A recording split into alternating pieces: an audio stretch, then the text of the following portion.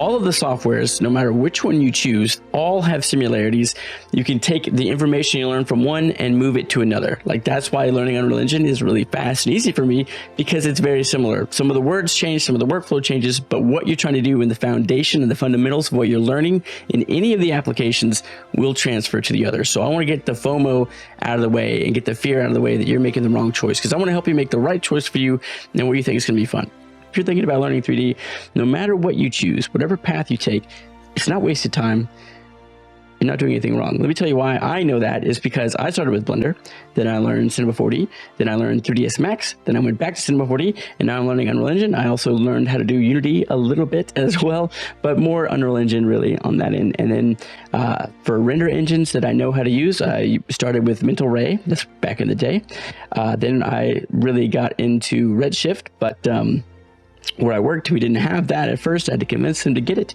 I know how to use Octane a little bit. We're going to learn more about that this year.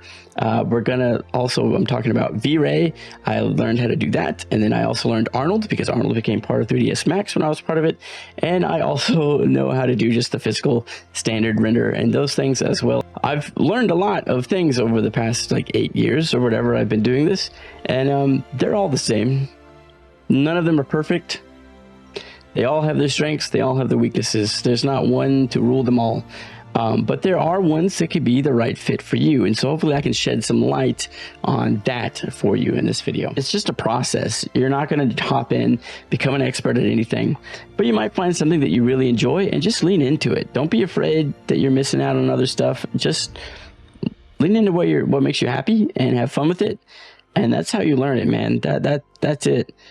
So yeah, I'm gonna learn more materials because I found out I love making materials. That's why I started making material packs and stuff, but just enjoy it. I don't know, it's therapeutic for me. But yeah, that's it, man. Like, just good luck. If you have questions, please write them in the comments. Any advice you need, hop over to the Discord. There's a link for that below. There's tons of people in your shoes, whether they're been doing 3D for a long time or whether they're starting out. Everyone's welcome, man. There's no stupid questions. Just don't ask for like pirated stuff and crap like that. Don't do that. But yeah, let me know, and leave a like and subscribe if this helps kind of motivate you a little bit to pick one or the other.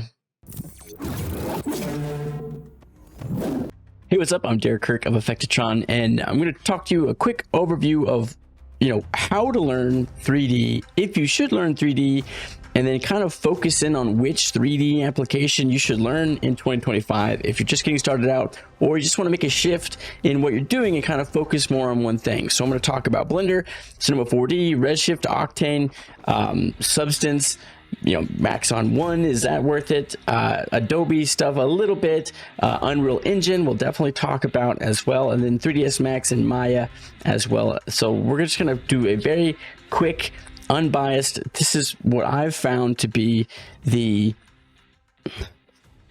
copy. So it's going to be a really unbiased piece. I do a lot with C4D and Redshift and I enjoy it, but I also have been getting into Unreal Engine and I really enjoy that. And I also haven't been enjoying Blender some as well. And Substance is amazing. But it's one of those things that, like, no matter what you learn, I just want to say up front, you cannot make the wrong choice. Okay, so let's go ahead and talk about 3D in general. All right, so let's say you're just getting started. You've never done 3D before. You're about to start. The two things I recommend are Blender and Unreal Engine. Okay, that's what I'm going to say right off the bat, and you may surprise you, but the answer is because they're free. And diving into a 3D software is very overwhelming. There is a lot of information, and all of them do so many things, it is hard to narrow down and focus on exactly what you need to do. Let me talk about the pros and cons of both Blender and Unreal Engine, okay, at first, and then we'll talk about others after that, right?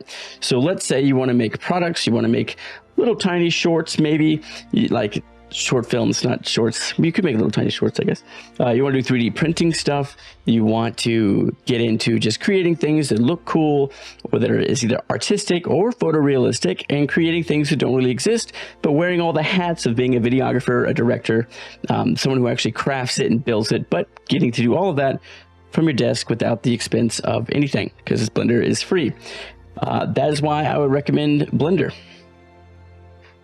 All right, so the reason I'm saying Blender or Unreal is because investing in this is not only a big time investment, but it can be a very expensive investment unless you're a student. And we'll talk about that here in a minute.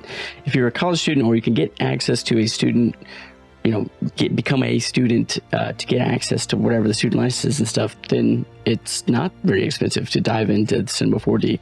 But let's say Blender is what you're going into. Why start learning with Blender? Well, because you don't know whether you're going to like being a 3D artist or not. You may find out that it's actually pretty annoying, and really you just have more fun just making cool things with AI rather than doing it manually through all the stuff and doing all the process and learning it all.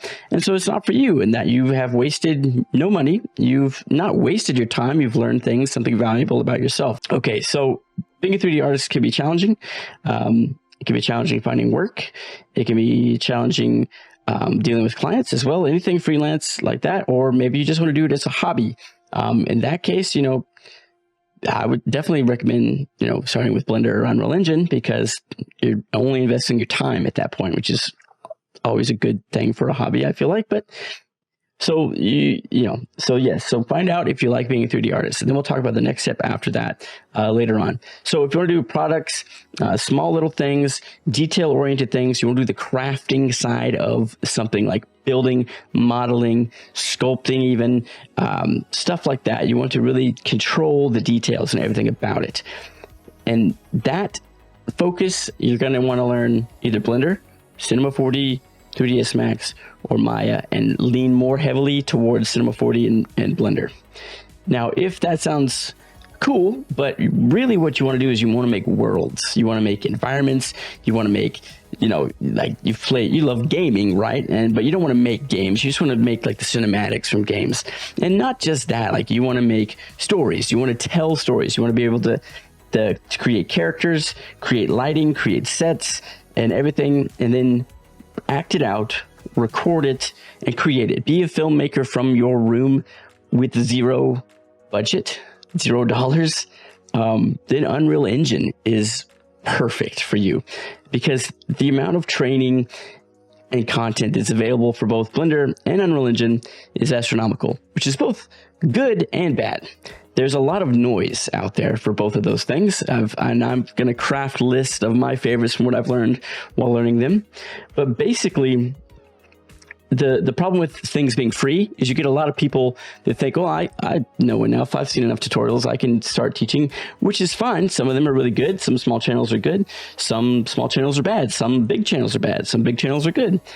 There's misinformation out there, a lot of it. And so it can be hard to filter through the noise, but that's kind of the trade-off of not having to pay, which is kind of, in my opinion, a lot more people that make Cinema 4D and or Redshift or Octane tutorials, I find, are a little more focused and a little more dedicated to the craft. And I'm not like trash talking the other two teachers, like the teachers from the other two platforms. I'm just saying in general, it's easier to find a tutorial that is what you're looking for, that's actually pretty good and enjoyable in C4D and stuff. So if that's a big part of it, if you want like good training and stuff, obviously I'm the best.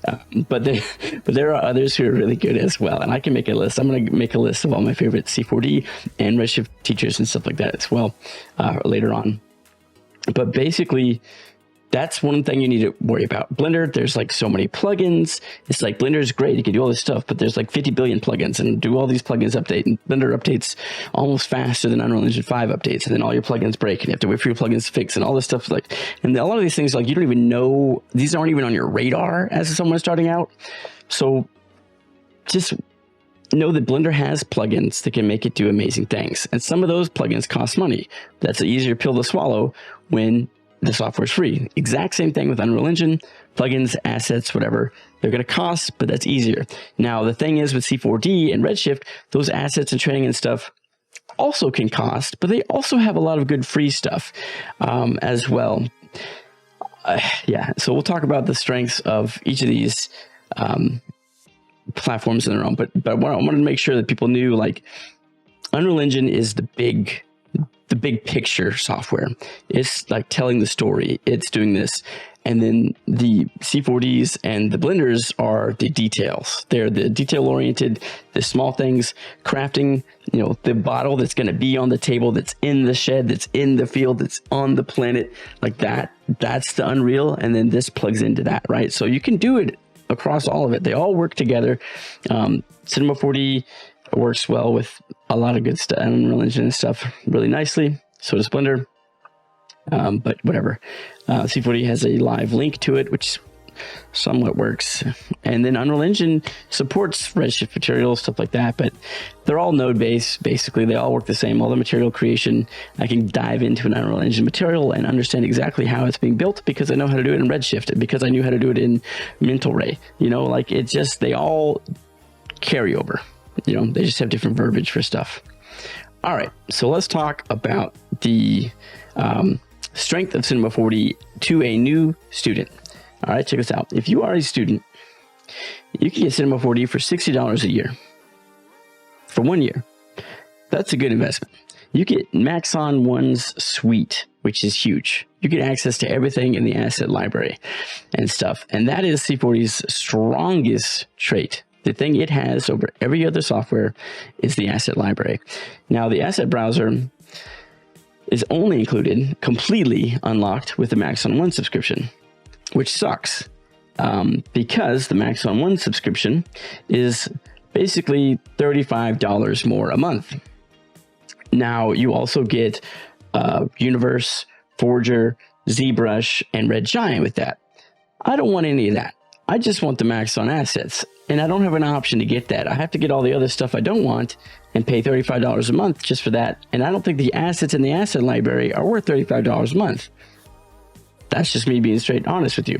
Now, the cool thing is you used to have to buy Cinema 4D and Redshift. Now, when you buy Cinema 4D, no matter student, new person, whatever, when your new plan starts and you start Maxon, you start Cinema 4D, you get Redshift included. And guess what? I have Redshift training up the wazoo, right? So yes, $70 a month, you get C4D and Maxon. So less than $1,000, way cheaper buy-in than it used to be. Yes, it's subscription-based. A lot of people complain about perpetual licenses and stuff like that. I don't get it, man. You used to pay $2,500 to buy Cinema 4D, and then, you know, if you wanted to update, you had to pay basically the subscription. So now I don't have to buy the initial big chunk. I could just buy the license, the subscription. It's just way cheaper buy-in. I think it makes a lot of business sense, and it doesn't bother me. I don't know, maybe it bothers you. I get it. But Maxon 1 also has some deals with Adobe. If you don't have the Adobe suite, you can get After Effects at least with Maxon 1 or Substance After Effects. And that, I think this is, I don't know, man. I don't feel like anyone needs that. But this deal here in the middle, Substance and Maxon 1, the Substance is a whole nother thing. Substance works with Unreal Engine, Substance works with Blender, Substance works with C4D. They try to make it look like it's like specialized for it, but really it works with all of it. But Substance is Adobe's, my favorite Adobe product by far. It's basically all about making materials and things. It has things you can sculpt and paint or whatever, but the main strength of it is its material creation and the ability to paint on your objects that you create. So that's really cool. But that's $50 a month. So again, it's like, man, the asset, you need to get the asset browser assets and the assets here, and you only get 50 assets a month, which is a lot. But let's say I want that. That's $1,400. That's $600 more just to get materials and objects. Now, if you know you're going to spend more than $600 a year on that kind of stuff, then that's a no-brainer. But I don't spend $600 a year, and maybe I will someday, but I don't know that I spend $600 a year on assets, and not on assets like the ones they offer. I buy assets from other things, like big, medium, small, like really high detailed, big assets. So I don't know, man. That's a hard pill to swallow for me. I mean, if you're going to invest in C4D, especially starting out, just do this. Don't do Maxon 1 unless you get the student license, or unless you want ZBrush, which is about modeling with, like, you know, you can do a pen or a brush or mouse. It's all about sculpting. Then maybe it's worth it to get the full access of Redshift, but you get enough with this, in my opinion. All right, so that hopefully explained it. Now, if you want to get into architecture, 3ds Max. it just has tools that are designed for ArcViz. It's the way.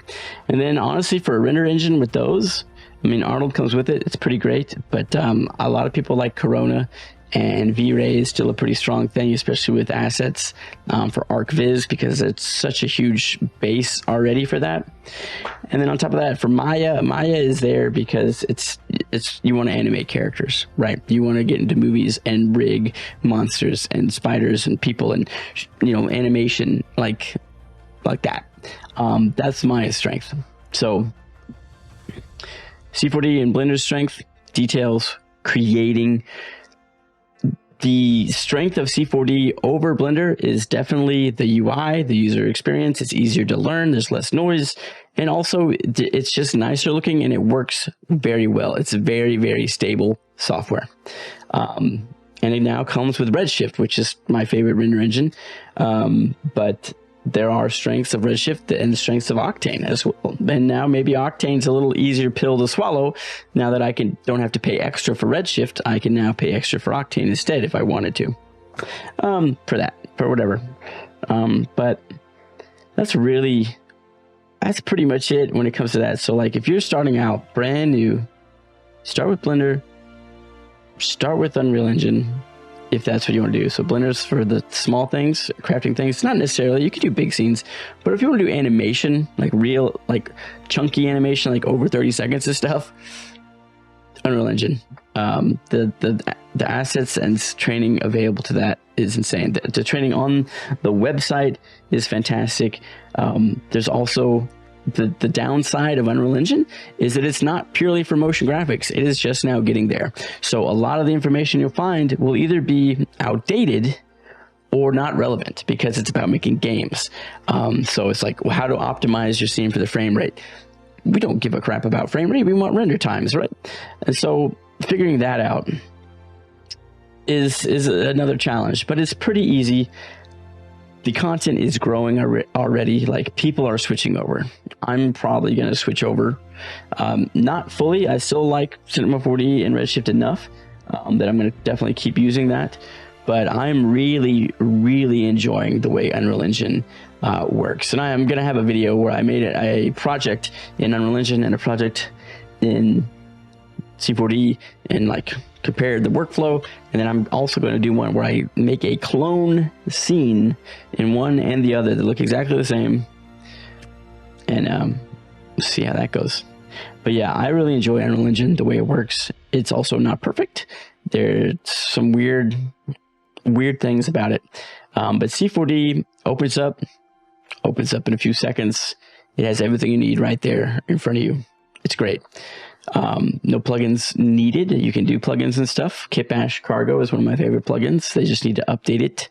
I don't know. I don't know what they've dropped the ball on this last update period. I don't know what's going on with them, but Blender's really cool. If you can draw, Blender's great because it has like the grease pencil and stuff in this is like way more than what you can do in C4D and stuff. But yeah. Yeah, I mean, I don't want to oversimplify it all down too much, but basically that's my unbiased opinion. Like if you're brand new, Blender, if you wanted to create small things, detailed things, and you're very focused on like you want to create the materials or you want to create the building or the style of it or whatever, and then light it and animate shorts that are like a minute, 2 minutes, whatever tops. And then Unreal Engine is where you want all of the pieces. You want to have those pieces basically, and you want to arrange them and you want to light them and you want to build the scenario. You want to have the action figures, put them in place and have them do stuff and bring everything that you have to life. Whereas rather than creating what it is to bring to life, you just have what it is and bring it to life. And you're not limited to one or the other. But that's the key. And if you can get the student plan for Maxon, that's a no-brainer to try that one out. And the biggest thing, again, you can't make a wrong choice, right? I don't regret learning Blender when I started. I don't regret learning 3ds Max. I don't regret learning C4D and learning the standard renderer before Redshift, and then also learning Arnold before Redshift or whatever. I think if you're gonna go the route of like getting serious and you love the things you see, this thing, you can Google these things and figure out what people are making with this stuff and figure out if it's stuff you want to make, and then, you know, pull the trigger on the one you want. But if it's gonna be this one where it's $800 a year and you haven't done 3D before, you know, do what you want with your money. If you have that kind of money to throw around, take my class as well, because it literally will jumpstart you straight into getting comfortable with C4D and Redshift within like a month time. You'll be like, feel like a pro anyway. But yeah, just pump the brakes if you need to, and figure out if you like just doing 3D and the workflow and stuff at first. Yeah, I don't know, hopefully that helps. Let me know, like, especially if you because one thing, okay, so real quick, one thing I found out, like, I want to get more into substance this year, because I love making materials. When I started 3D, I did not know that was going to be something that I enjoyed. So that's why I'm saying, like, I don't think, you know, I did a lot of stuff like learning how to model. I had to learn how to model a bunch of stuff. I don't really enjoy modeling that much. It's fine, but I love lighting. I love making materials. And so those are the things I lean into. And leave a like and subscribe if this helps kind of motivate you a little bit to pick one or the other. All right, see ya.